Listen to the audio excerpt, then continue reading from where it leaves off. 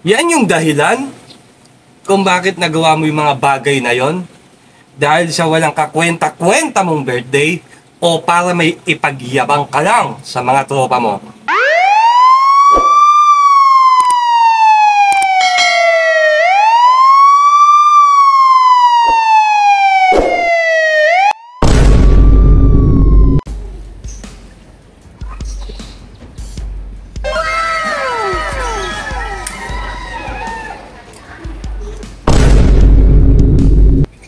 What a wonderful wedding. Wow! Ganda! Wow! Mukhang maganda-ganda ang pasok ng 2024 kay Bosyo, ah. Pero hindi lang tayo pwedeng umasa sa buenas o swerte. Kailangan nating kumilos. Kailangan nating magmakaawang i-follow at i-subscribe ang page at channel natin. So, ano pa dapat gawin? Dali na, parang awan nyo na. Pero maiba naman tayo mga kosa. Natutuwa lang talaga ako sa ganda ng panahon.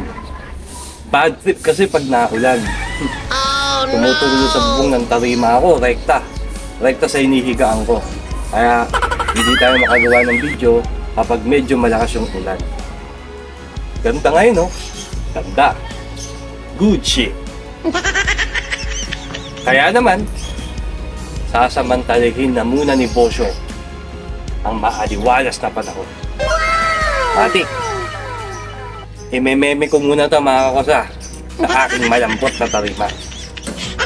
Kaya muna kakosa, balik ako mamaya.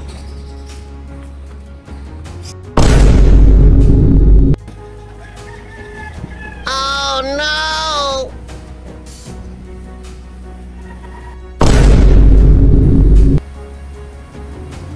Oh my God! Magandang araw po.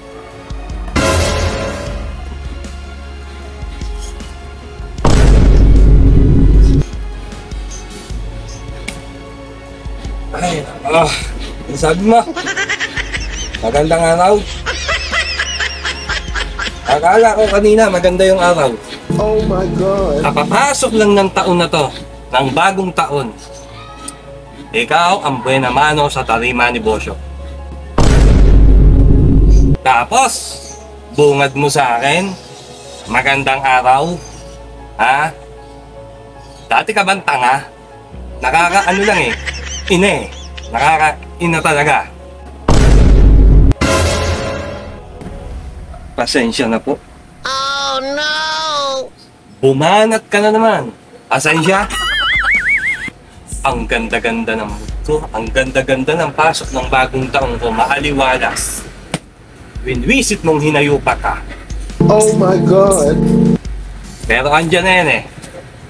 Andyan ka na eh. Tanga ka eh. Pwede bang ipaunawa o pwede bang alamin ko kung anong ang dahilan kung bakit ka nandito na hinayupa ka?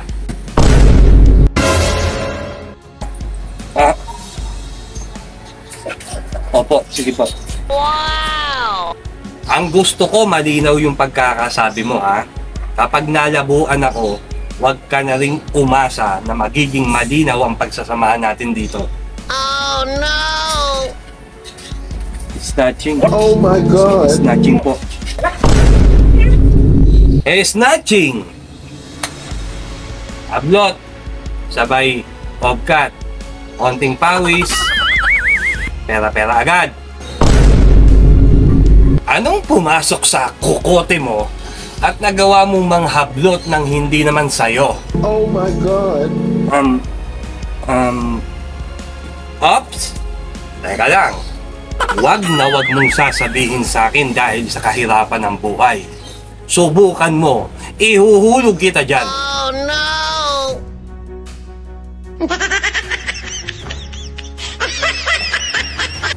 Panghanda po sana sa birthday ko. Ano? Panghanda lang sa birthday mo? Nasanay po kasi yung mga kaibigan ko na taon-taon may panghanda po ako sa kaarawan ko po. Alam ko po kasi na umaasa sila na masaselebrate namin ng masaya yung kaarawan ko. Kaya napilitan po ako talagang gumawa ng hindi maganda. Ayos! Galing! Ha? Napakaswerteng nilalang mo naman. Taon-taon ka may handa. So, taon-taon ka din ang wawalang ya. Hindi naman po tuwing kaarawan. Ngayon lang po talaga medyo nagipit lang po. Oh my Talaga ako. God. Ngayon lang po talaga yan. Ngayon lang. Ngayon lang. Kasi wala ka datong. Oh, tsaka panata mo na yan eh, no? Na iimbitahin mo yung mga tropa mong Tolongges eh, no? Para meron ka talagang iangas at ipagyabang. Oh no! Sayang, panata. Kaya mo nagawa. Tama? Iyan po yung totoong dahilan kung bakit nakagawa ko ng mga hindi magandang bagay. Oh my God. Ay, naku, ang bata ka. Happy birthday. Bata, bata, bata. Makinig ka.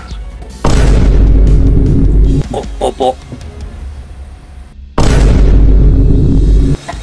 May problema ba kapag wala kang maihatag o maihanda sa kaarawan mo doon sa mga tropa mo? Oh my God. Sa tingin mo ba kukutsain ka nila dahil wala kang maipawalwal sa kanila o maipachicha kahit man ng espagetting malata? O baka naman ikaw lang talaga ang nagpipilit para ipagpatuloy yung kayabangan mong hayop ka? Pwede naman minsan maging mayabang kung meron ka talagang ipagyayabang at meron ka talagang sarili mong pinagkakakitaan para ihatag sa mga tropa mo. Hindi yung makikipagwalang iyaan ka dyan, mang-aabuso ka dyan, para lang merong ipakita sa kanila na birthday ko tol, walwalan tayo, kain kayo, eat all you can, drinks all you can, hanggang malasing, hanggang gumapang, sagot ko yan. Yan kasi ipinangako mo sa kanila. Ha? Oh my God. Kaya, pilit mong tutuparin yan sa paraang katangahan.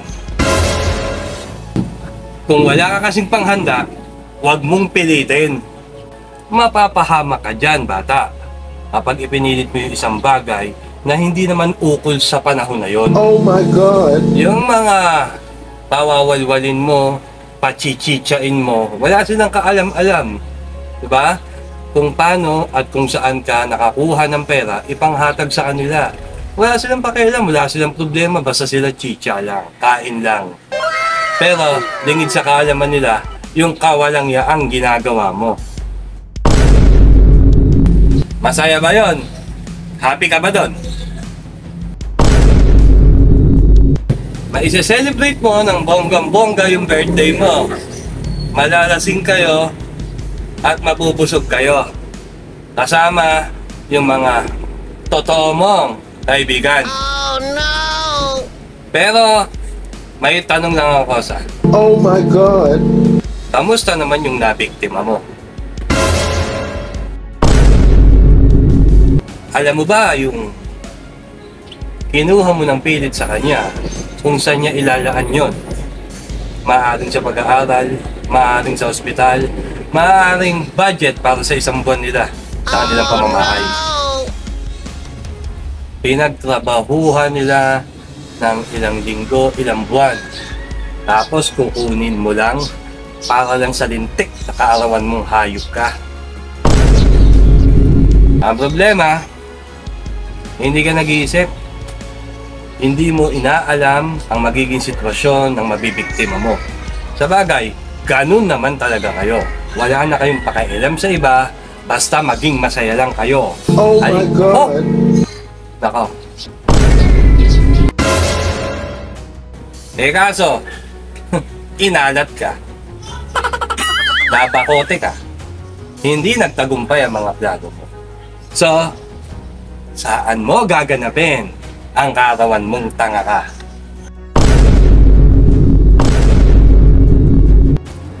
Kung hindi mo na lang sana ginawa, kahit wala ka pang handa sa birthday mo sa laya, at least, Tosa, malaya ka. Eh dito, nakalongko ka na, wala ka pang handa. Mas masaklap. Ito pa, yung mga tropa mo kuno na gusto mong lasingin at busugin, nagkikwentuhan. Si ano pala, kaya naman pala nagkakapera yung walang iya eh. Nangaabuso pala, nambibiktima pala, magnanakaw pala eh. Oh, may maganda bang naidulot sa pagkatao mo yung tanga ka? Nasa na? Nasa na ang yabang? Nasa na? Sa ngayon siguro wala ka pa matututunan. Pero dito, habang nandito ka, lahat marirealize mo yung pagkakamaling ginawa mo sa laya. Oh my God. Sayang no? Sana happy-happy yung birthday. Kahit walang handa, kahit walang walwal, kahit walang tampuluts, ang importante, malaya ka, masaya ka. Wala ka dito sa Bilibid kung saan makikipagsiksikan ka sa bawat pasilyo o bawat baitang nangagdanan dito. Ganyan. Kaya happy birthday talaga sa'yo, Tosa. Sana, sa nangyari sa buhay mo, meron kang natutunan. Dahil dito, unti-unti kang matututo. Pero mula ngayon, umpisa ngayon, Magna Carta muna. Mga kosa, paluan nyo, sangkaban, tapos kantahan nyo ng happy birthday. O sige na, doon ka na. Doon ka na sa kwartong madilim. I-blow mo na ang pantakal ni Basto. Opo. Sige po. Bata. Happy birthday nga pala ulit. Kapak.